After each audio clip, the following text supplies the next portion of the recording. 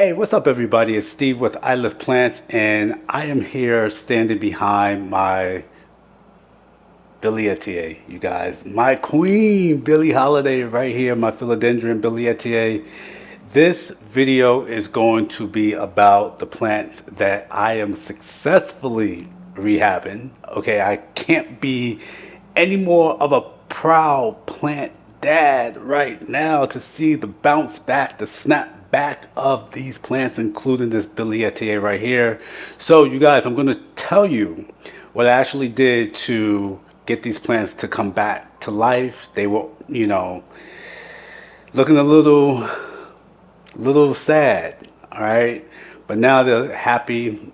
My Billie Holiday, she's no longer singing the blues, and this is about maybe 2, maybe almost 3 months of rehab right here. I'm going to tell you exactly what I did to a couple of Anthuriums and also a Ficus Tineke Ruby, all right? So stay tuned for this. You don't want to miss it, all right? Thanks for watching.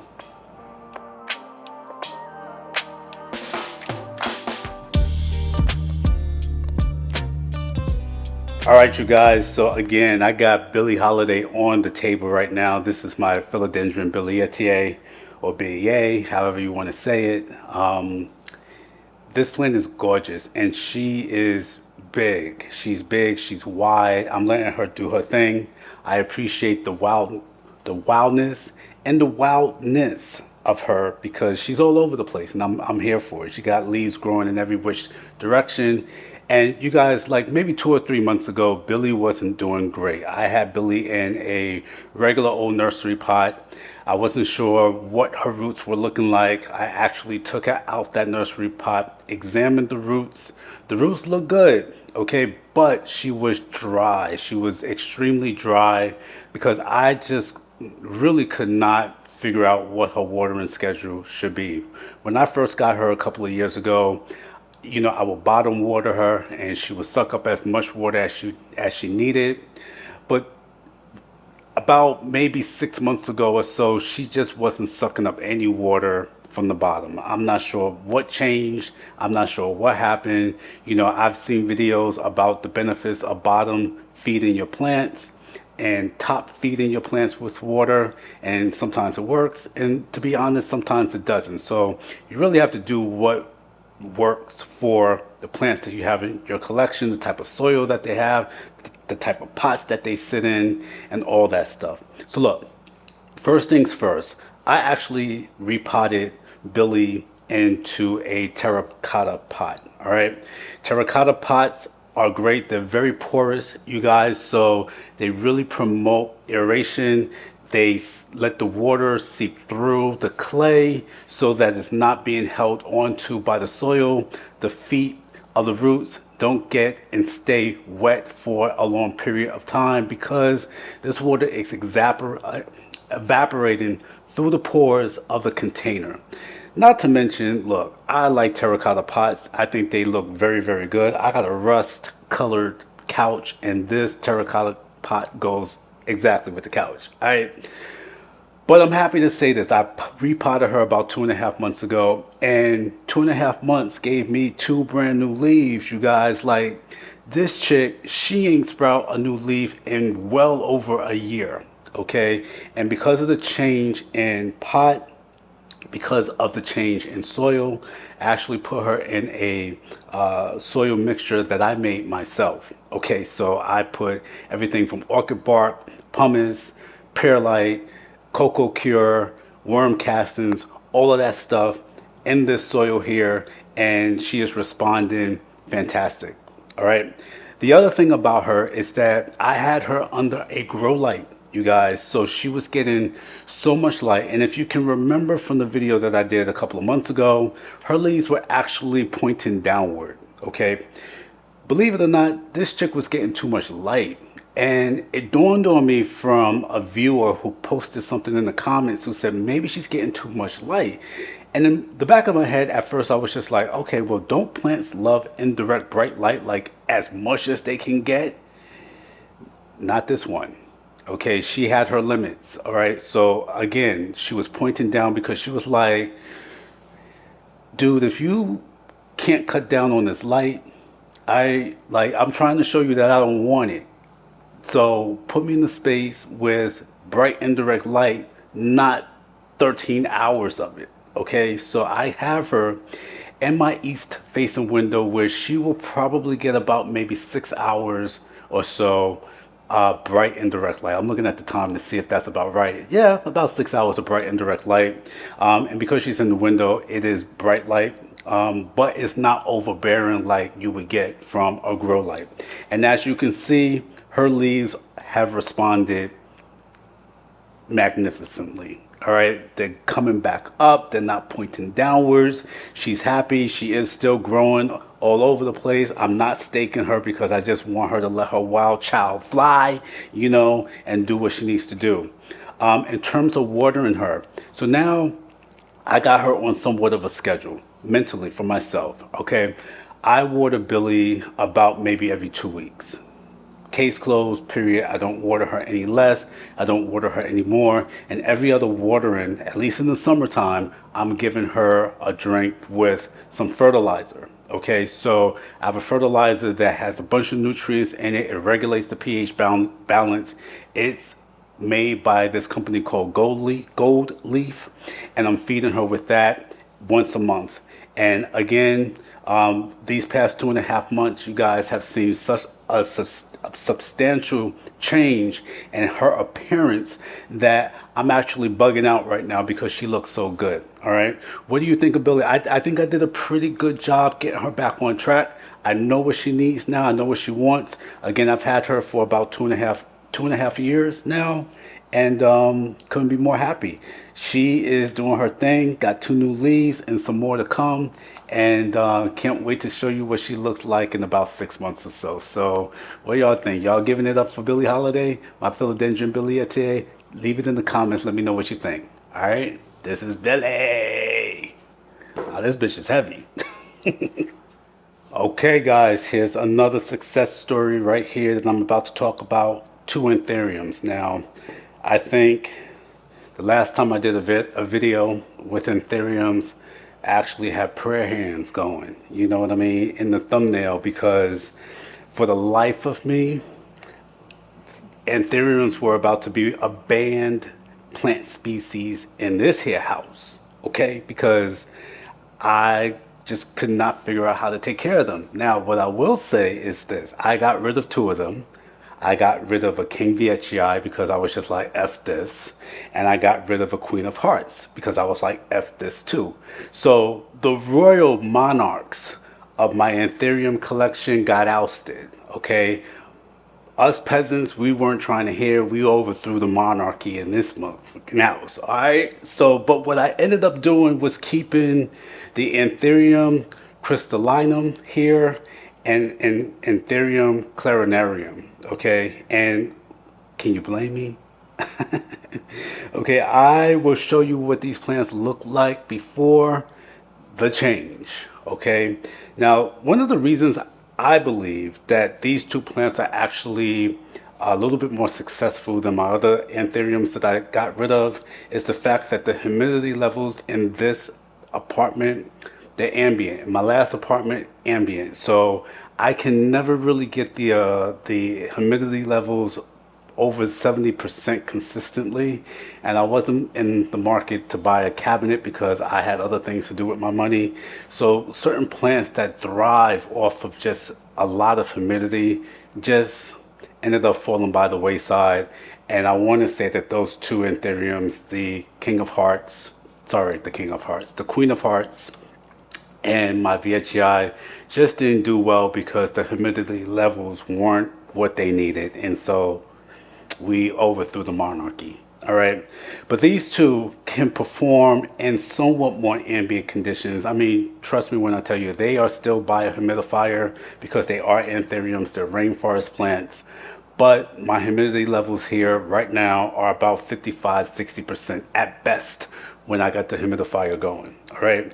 And so far, so good. So, look, what I also did with these, I put them in pond leca mix. Okay, I put them in a semi-hydro situation. Okay, because one of the things that I needed to do was make sure that the substrate that it was in was continually moist because I just could not get on top of their drinking habits, and these plants tend to want to be have or tend to want to have a moist substrate. So what I did was I placed them in self-watering containers, and they're doing really, really well at this. This here leaf was the last leaf that I got maybe about 3 weeks ago or so, and it is huge. It actually trumps the, oh, I hate that word. It actually dwarfs the leaf that I had before. And with this one, I got a new leaf coming. Okay. Now, this is what I will say I do with these plants here. On a weekly basis, what I end up doing is taking the reservoir, okay, of water in a self-watering container, and I end up watering the leca pond. I end up watering and getting the substrate moist, and I do that on a weekly basis. I just take the water, dump it into the top of the soil of the substrate, and let the water drain out into the reservoir. For me, what that does is it keeps the roots somewhat moist. It keeps the consistency of the moisture in the roots kind of where it needs to be. And so far, so good, you guys. I mean, they're responding very, very, very well.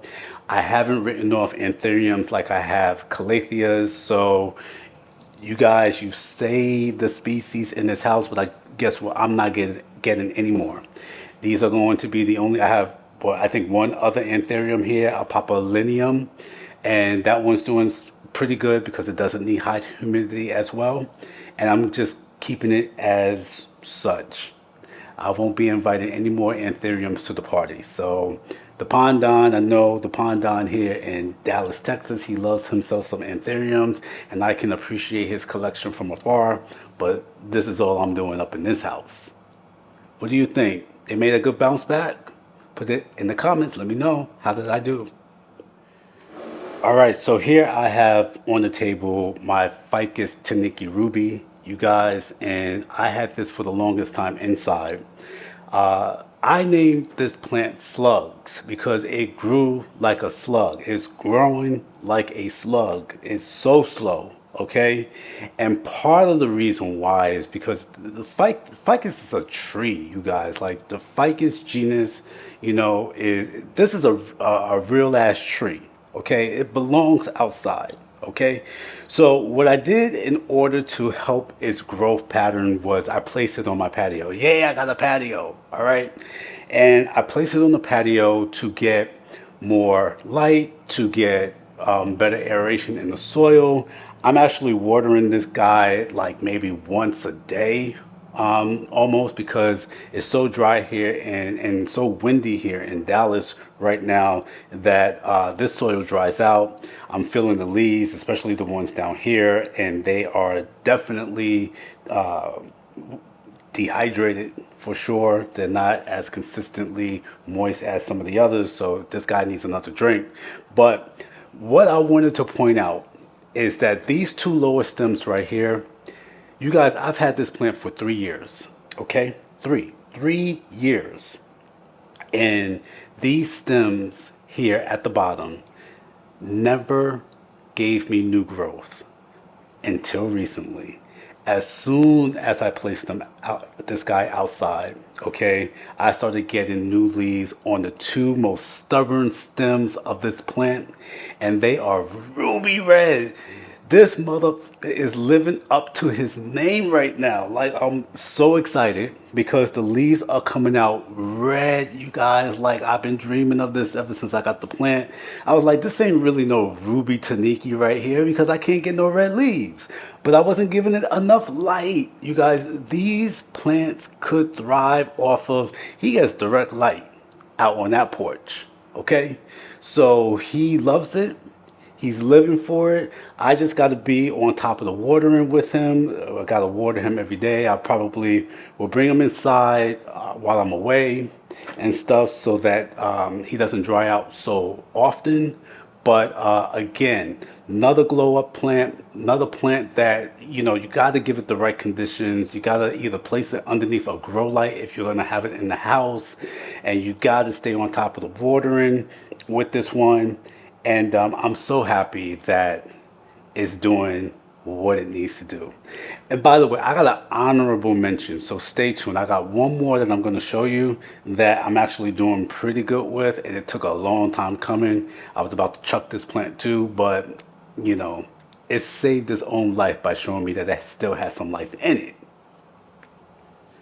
All right, guys, and last but not least, the honorable mention right here is this Monstera Deliciosa. This is Swiss Beats right here. And listen, from the moment I got Swizzy, this plant has been nothing but a gigantic headache, okay? A gargantuan headache because I could not get this plant to do what it needed to do. This is a Monstera, you guys. For most people, Monstera is easy to take care of. I mean, my girl Janae, I think she probably got like what, 15 Monstera plants? I don't know. I mean, Janae, am I right? Are you in double digits with your Monsteras? I know you have a lot of them, okay? And so I just have one, notwithstanding the tight constellation that I have, but this plant here is a troublemaker. This is Swiss. And I had to actually, at one point, give this plant back to plant keeper to my boy Garen to Garen, what the hell am I doing wrong with this plant? So he had to repot it, he restaked it. You know, I had a rust issue at one point with this plant. I wasn't watering it enough and all that stuff. And you know, like you can see, like it's still got some damaged leaves here and there. You know, like it hasn't had its best life yet. And so when I was contemplating which plants to keep and which ones to throw in the trash, because I was just like, you know what, I'm not carrying any of this negative energy into my new place. Like, who the hell is getting out of here? You know, who's not acting right? Swizzy was on the list, okay? Until this, okay? I got a new leaf. And I think maybe he had to have heard me. He had to have heard me like, yo, I'm getting rid of y'all if y'all ain't acting right. And he was like, well, shit, let me produce a leaf real quick so I don't go in the trash. All right. He did it. He did it. He did it. He did it. And this was a stem that had broke off here. And I'm getting a new stem growth here, which is fantastic. So hopefully this will sprout a leaf as well in the future. And he finally, I mean, look, he got that act right, you know, and he's doing good. Now, what has changed with this plant? So I'm watering this plant probably about every 7 days. Maybe it's every 7 to 10 days. And in fact, it's due for watering today, as a matter of fact. And so far, so good. So far, so good. It's about maybe 10 feet away from a window, give or take. So it's getting, you know, bright indirect light from an east facing window, and it's doing pretty good. I'm beginning to like it again. All right. So, you know, I mean, you hear that? I'm beginning to like you again. You know what I mean? And so I appreciate all of this new growth. You know, my plant journey is all about me learning, you guys. It's all about me learning. It's not about me knowing it all. Okay. And as I hold on to these plants, this is another plant that I've had for about 3 years now. I can't believe I'm going to be 5 years here in Texas, which is wild. But this is a plant that I've had for a while and it just did not perform until recently. So this is the thing, y'all. You know, even with the Anthuriums that I showed you earlier, I didn't give up on them. Now, I gave up on about 11 or 12 plants here, you know, because I was just like, you know, the energy just wasn't worth it. But for the majority of my plants, and you know, I got damn near 100 plants in here, I'm not giving up on them. Okay, there are certain plants that I will exhaust all options and all things to do to help them thrive before I say, you know what, you're out the door. Okay, and I think such is life. You know, listen, when it comes to people, you know, people are going to be people. You know, and when I got into the mental health field, I was just like, you know what, why am I even doing this when it just seems like sometimes, and No offense to anybody watching this channel, but sometimes people ain't shit. Okay? Sometimes. The trick about that, and as hard as it is that you got to look at the person as a whole. Okay? You have to look at the person for the good and the bad in them, because we are human and we got both of those sides to us. Okay? And when it comes to these plants, I mean, yeah, this Monstera was had a lot of bad stuff, but I believed in it. Okay, I knew that it could do better. I held on to it. I threatened it. Okay, I gave it an ultimatum, but it showed up. Okay, and this is not to say that you got to do that with people, but the idea is that you have to give people some chance. You have to give people some room to grow, to change, to grow into the person who, or the people that you want to be around. Okay? And the ones that just opt out of change, that opt out of growth, that just don't fit into your life anymore, put them in the trash. Okay, but this is not to say that they don't deserve a chance. Okay, everybody deserves a chance to show their growth. Everybody deserves a chance to show that they are willing to change and willing to add some sort of value to your life, just like these plants. All right. So that's my little tidbit for today, you guys. And you know how we do when we watch this channel at the end. Like I just remind you to love yourself, okay? And hopefully when I say that, you say, oh yeah, shit, I didn't do any of that loving on myself today. So let me do some of that now. All right. So you guys, thank you so much for watching. Thank you for seeing the plants that have just glowed up in the past couple of months, because either there was I gave them like better plant care or ultimatums and they changed their ways. All right. So thank you so much for watching. I really appreciate y'all. Love y'all for watching, and I'll see you in the next video. Have a good one.